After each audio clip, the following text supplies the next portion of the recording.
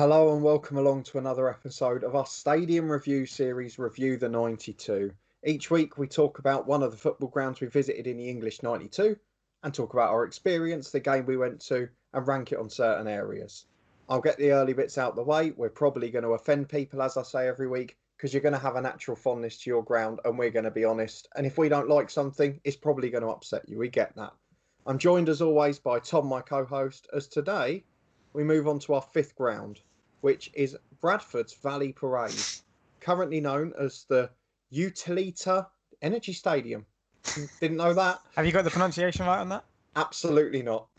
It is a very old ground, opened in 1886, had various renovations over the years, has a current all-seater capacity of 25,136, has a record attendance just below that, 24,321, which was for an FA Cup quarter-final in 2015, which beat a previous record, which Tom will know well, which was a Carabao Cup quarter-final against Arsenal on that run to the final a few years back. We went in 2019, March, to watch Luton on their way to the League One title. Tom, what do you remember about the game? We'll rank it on the areas afterwards. So it was a Tuesday night, wasn't it? Oh, yes. In March? I thought it was February, but you're saying March. 12th of March. It was a classic Tuesday night, wasn't it? Wet, windy, wintry weather. Yeah, like one of but could he do it on a Tuesday night in Stoke? Well, this was a Tuesday night in Bradford, and it was one of those days, wasn't it? To be fair, not the most conducive weather conditions for a nice flowing tiki-taka game of football, was it? No. Driving rain and wind, and just miserable all round.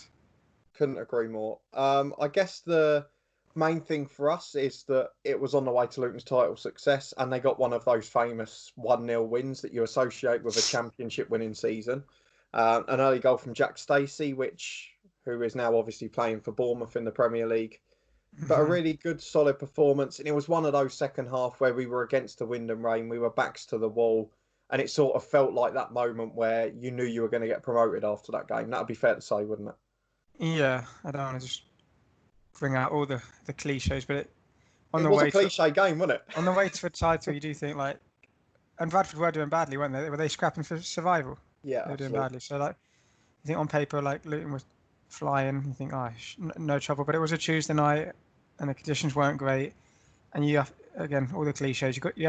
It's one of those you think, to win the title, you've got to grind out a 1-0 win away from home where you're not playing that well and the conditions aren't great and it's not suited to you. But there you go. You get the 3 points, you get on the coach home, and happy days. And that's what it was, wasn't it? It was. Well, not the coach home for us. It was a 10-minute train to Leeds. But apart from that. Yeah, for the players. For us, yeah. Although they didn't have to do the walk to the train station, which wasn't easy after the game. Wow, it was one of the worst half an hours of my life. Don't know about yours. It was not pleasant. Yeah, one of those wins where you almost it's taking every muscle in your body to try and push you forward in the wind. It's that strong. I'm glad you mentioned that actually, because we can't talk about the walk to the ground, because I don't know if you remember, we went for a fairly impromptu curry just before the game and ended up having to get an Uber about 30 minutes before kickoff. The shame of it. But it was a good curry. I mean, you'd expect it in Bradford. There's a lot of good restaurants there, but we had a good curry before the game. So I guess we've talked a little bit about the game. Aside from Luton winning 1-0 and being that champions performance, it wasn't a particularly glamorous game. I guess the only thing otherwise I remember from it is it led to a meme, which was Sonny Bradley when he got pushed. Do you remember that one yet? Top's illustrated on screen for you. That's the only other thing that came out of that game, I believe. Yeah, that clip went viral, didn't it? It did. So, for context, for those who haven't seen it, Sonny Bradley's what, 6'5"? Oh, about that, yeah. And he gets pushed in the chest by someone about my height. his hilarious reaction went all over Twitter. It was one of those. It was one of those performances, and for a Luton fan, it was very good. But we need to talk about the ground fairly, and I'm going to try and not use that bias of the brilliant memory of what the match meant. So let's go and talk about our four areas, and we start as usual with atmosphere. Tuesday night doesn't help. No. Driving rain doesn't help. The home team having a huge stadium but fighting relegation in League One doesn't help. And they were close to losing that battle, which they eventually went down, obviously. So it's a combination of bad factors leading to an atmosphere that I don't really remember at all. So, did they have a drum? They might have had a drum. I don't want to commit to it, but I thought so before. I was hoping you were going to know the answer, but I was fairly sure there was a drum, so I'm guessing there might have been. I don't think we've talked about drums yet, have we, in the series? But we Right? are But not. there's We're not. Cambridge coming up, so don't worry about We'll save it. We'll save it. Yeah, not fans. So no, I can't remember the atmosphere for Luton fans as well. Like you think on the march going up, and I can't really remember the atmosphere at all. I'm afraid to say. No, I mean, I guess the thing for you, and we have to be fair for the Luton fans, is it was 3 days after Plymouth away. We had to choose between the two, and most of the other fans went the other way, I'm guessing. Unsurprisingly so. But Bradford was far easier for us to get to with you being in Leeds. Yeah. But, I mean, in terms of atmosphere, I'm happy to jump in and give it a low rating to start with. Again, I'd like to go back on a Saturday when it's bouncing or a midweek cup tie when they're beating the likes of Arsenal. But I would happily probably give it a 4, to be honest, because I wasn't particularly enamoured with it. No, I'll give it a 4 as well. But we understand the mitigating circumstances again with this one. Moving on, second, of course, is location. So I'm guessing as you mentioned it first, out of everything at this ground, it might be a bit of a disappointing one for you due to the walk back to the train station afterwards. Well, you said 30 minutes. I actually don't remember. I didn't remember how long it took us to walk. I just remember the weather being disgusting. But if on a sunny day, it might be a pleasant walk.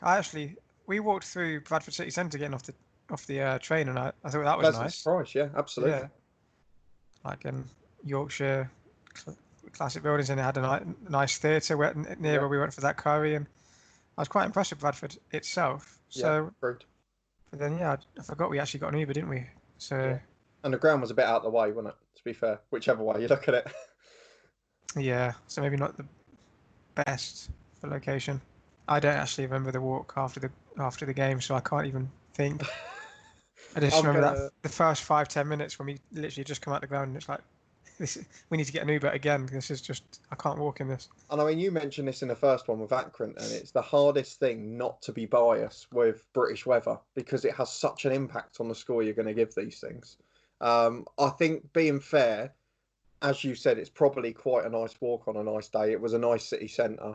So, and we got an Uber, so it was quite easy on the way there. So I have to be fair and give it a 6 because I haven't got a good reason to rank it now. Yep, I'll give it average. And in my book, a 6 is 6 is fair. Again, I'll copy you. It's very nice of you. Back to agreeing this week. Value for money, of course, the third category. So again, I've not been great in this one. I couldn't actually find out how much the tickets were, which was quite a rare one. I'm going to go and have a brief look now while we talk about it because I find it a bit of a surprise because I've never had any problem finding the other ones. So let's see if we can find them. But otherwise, I don't really remember much about it and what the ticket prices were. I'm hoping it isn't particularly expensive. Adults, £18 by the looks of it. Oh, that's right. But it's a Tuesday night. It was in Bradford, which is a long trip from Luton. I don't know that Hmm. I'm a fan of that, to be honest. But again, as you Oh, say, we're comparing it to other ones which are more expensive. the tables are turned. I think normally I'm the one that's really tight regarding ticket pricing and markdown, and you're a bit more lenient with that. But now Hmm. maybe you've gone the other way. I don't know. I guess the thing for me is I'm trying to think, am I just saying that because it was wet, windy? We were near the front of the stand, so there was a little bit of rain coming through. The walk after was horrible. I had to book, I've got to bear in mind that I had to book a day off work for that to go back on the Wednesday. So they're all the sort of things I'm putting in mind. But I guess for the ticket But value alone, it's not they're bad, is it? not they're not in the control of the ticket pricing. No, They're that's the thing. I guess external factors, I would say. I think in my book, anything that's south of 20 quid, it's quite good. I I think would you're say probably being fair and sensible on this occasion, whereas I'm just being ruled by my external factors. your hatred of having to move and walk, how difficult you found it. Go Yeah, on, I you can think go first this time. yeah, as I said, like 18 quid for a third tier game. I mean, how much cheaper do you expect, really? Like 15? I don't know how far you'd expect. I couldn't imagine a League One game being as cheap as 15, even if it's Tuesday night. So I'd have No, to give it. I'd give 18 probably a 7. Yeah, think 7 or 8 even.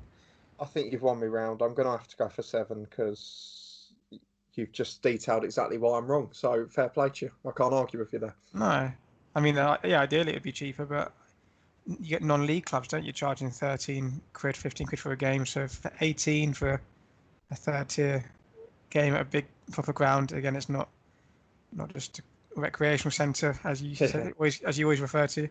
Back in the conference days, it was a proper 25,000 seater. So yeah, I'm going to be generous and give it an 8 actually.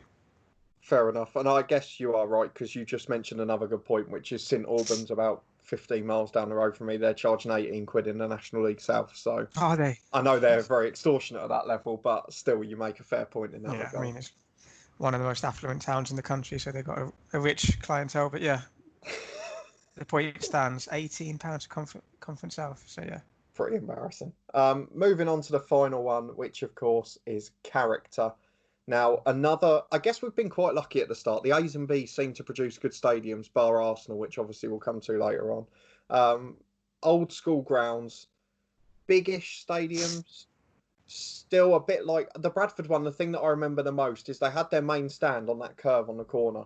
And then the main stand, it only went about 2/3 of the way across. And then after that, it was just a bottom tier and the top tier wasn't there. So you could see past the stadium on that corner.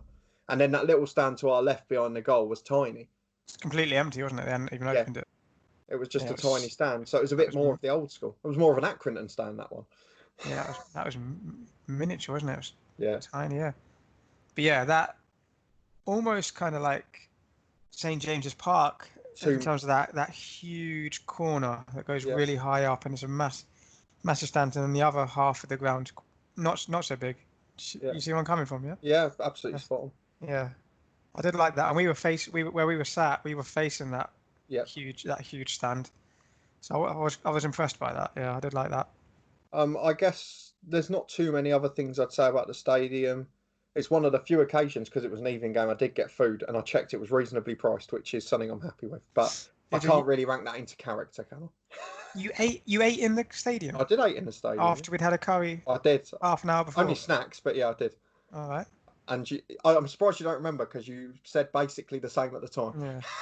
Predictable, aren't I? So yeah, I mean, in terms of character, I feel like I'm being generous most weeks, but there's a lot of good grounds early in the alphabet. And again, I'm aware that Cambridge is coming up, and I will probably, sorry Cambridge fans, start being a bit harsher then. So I'm happy to give it a good score again, to be honest. Yeah, I did like it. Again, I think I said this before. It's a sort of ground that quite envious in terms of talking as a Luton supporter. Yeah. So it's a top ground that you should be jealous of. So yeah, I'll give it a high score as well. Actually, I'm going to give it a 7. I think reasonably high. I'm going to say I'm going to say the same. And the reason for that, compared to sort of Birmingham and Blackburn and Barnsley, which I gave 8 or 9 on all occasions, is just because the Bradford one, a bit like you said with the Birmingham, I think it was, where it just didn't have a wow factor for you. It didn't have that one that you think, I'd love to go back. Like Blackburn, I had that. I went, I'd love to go back here when this place is rocking. And I'd like to go back to Bradford. I'd appreciate any football at the minute. And that's a lovely stadium, but it's not the one where I'd go, I must go back there when that place is rocking.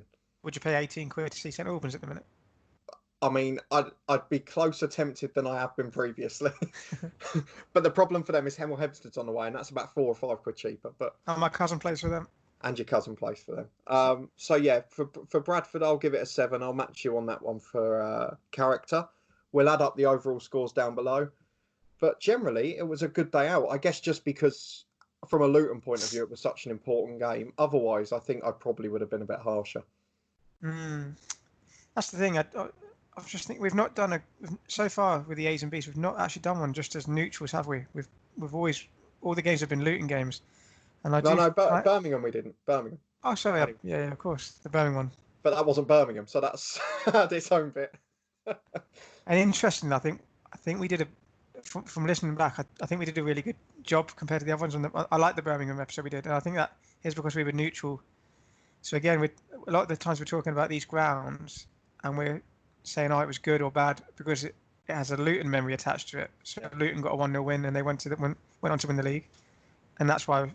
That's of course going to not cloud our judgment, but it's going to affect how we feel about that game and that stadium. Yeah, absolutely. And we'll have to admit that. Yeah, we're not completely impartial here.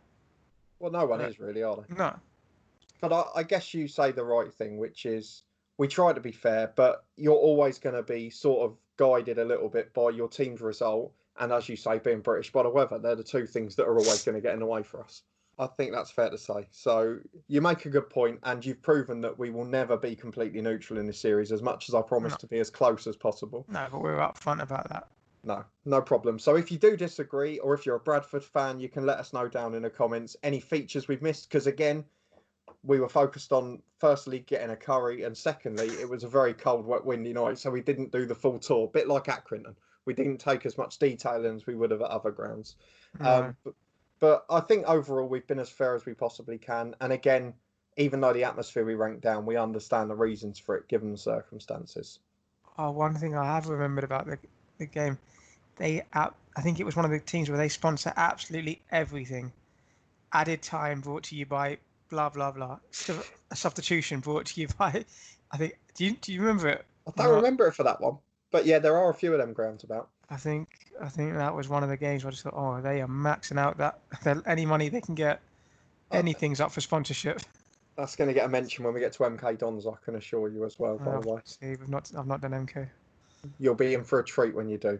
But that's it for this episode. Before we get into just hating on MK Dons again, I do apologise. I've not got anything against you apart from the fact that you're not a real club. Apart from everything. Apart from everything. But you can get pizza to your seat. I'm very happy.